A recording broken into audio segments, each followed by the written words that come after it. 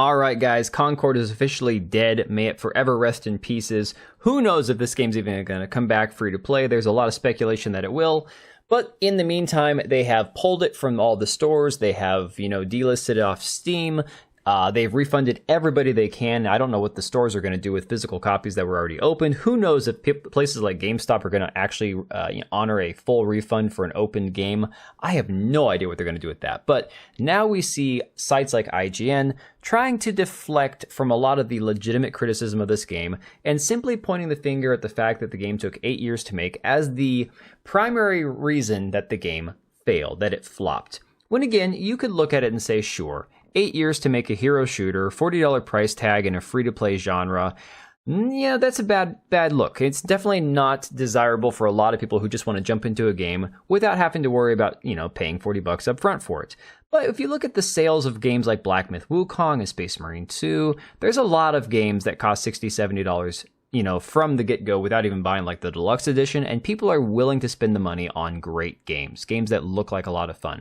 When these are the character skins that you offer, when these are the characters that you get to play in a hero shooter and they look anything but heroic, look at this. Nobody just wants to play this crap, okay?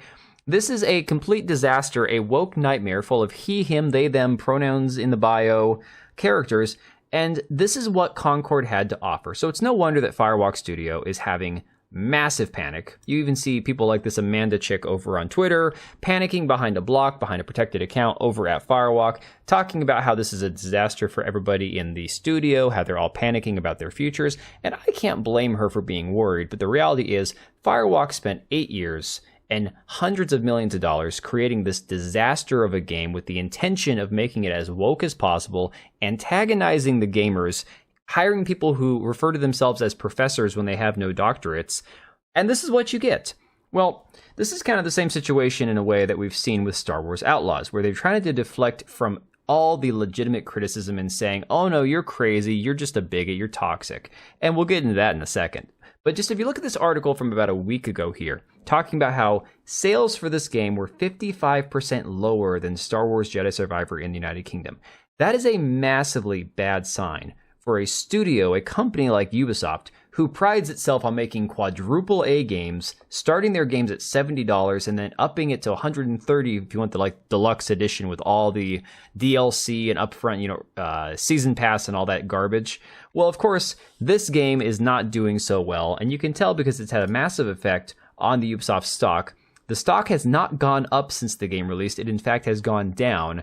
And we're even seeing articles like this from Kotaku, sites that are known for trying to give fluff pieces to these games, trying to, pander to these studios, admitting that Star Wars Outlaws is a crappy masterpiece. And again, a lot of that crappy masterpiece thing, they try to put a silver lining on just again, the whole silk on a goat, but it's still a goat situation.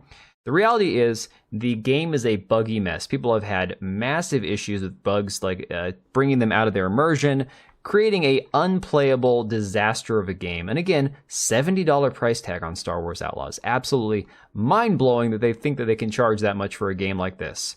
And of course, we've even seen the Star Wars Outlaw lead blaming gamers for toxic culture against women and minorities. And this again is that Humberly Gonzalez lady who is the voice actress and motion capture model for Vess, this less than human looking character right here. And some of these screenshots are downright awful. But again, Miss Gonzalez came out essentially attacking gamers and men as misogynists and bigots because we've always gate-kept Star Wars and gate-kept video games from people who aren't white, who aren't straight, who aren't male.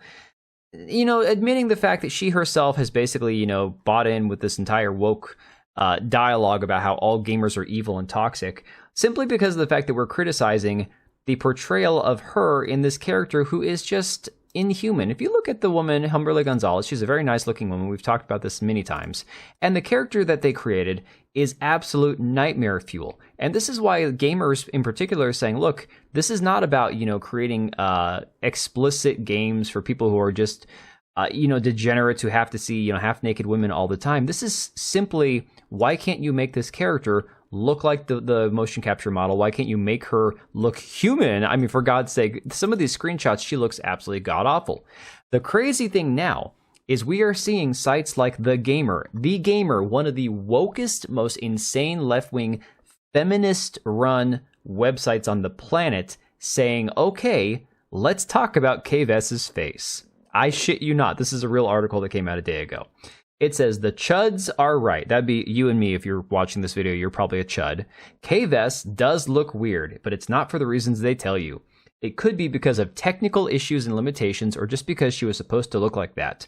Whatever it is, it's not because of a conspiracy against gamers to make women in video games more ugly. Not everything is a conspiracy against you. Sometimes games just look weird. Stop sending people abuse on the internet. All of this before the article even gets started. But the craziest part is if you just scroll down here, it says, here's the thing. It's not wrong to say that Kay looks weird, especially in the game. I've played about 20 hours of Star Wars Outlaws, and several times I've noticed some strange facial modeling. Kay very often looks bug-like, kind of like Guardians of the Galaxy's Mantis with big dark irises. There are also times where she looks fine, but the facial animations more broadly aren't amazing for any of the characters, and both things contribute to making her look a little odd in some cutscenes.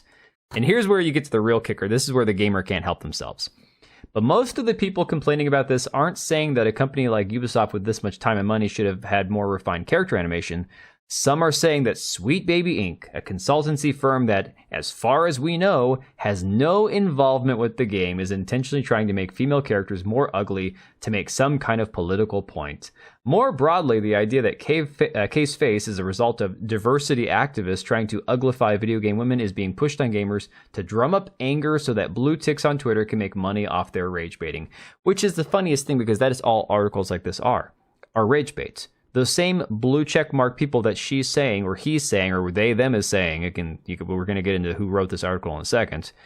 The same person writing this is trying to drum up rage bait, just like they claim the Twitter blue check marks are doing. So if you're curious about who wrote this dribble, it is none other than Tessa Cower, who we've covered in the past, who has written articles such as I'm Chinese and Black Myth Wukong doesn't excite me as much as it should. And of course, in this article, covering the alleged IGN, smoking gun bombshell report about how game science was a bunch of evil, sexist, toxic, misogynistic, dirty white men or Asian men or whatever. So again, this is just another one of these people who's got an agenda to push, who's trying to cover for Sweet Baby Inc., who's trying to say the quiet part out loud without saying it too loudly, that again, this is just more of the same. We're going to cover for Sweet Baby Inc. We're going to shill for Ubisoft. We're going to tell you that gamers are bad and you're all just making this shit up in your mind. And, eventually enough is going to be enough and these people are going to be out of jobs. But for the meantime, let me know what you think about all this. The fact that they're actually admitting it now is absolutely hilarious. I find it to be completely hilarious and satisfying that they're finally saying, sure, she's hideous. We get it. Anyways, guys, let me know what you think about all this down below and I will catch you on the next one. Alright, and if you made it this far, thank you so much for watching the video. Thank you for being here. I do have two channels, Minimal Effort Podcast, as well as my gaming channel. I do have a Twitch and Kick for my gaming channel. We do live streams over there occasionally, maybe once a week. And then if you are in the market for a new PC, make sure to check out Meta PCs. Click the link I have down below. Use code TBO at checkout for a special discount. Thanks again for watching, and I will see you next time.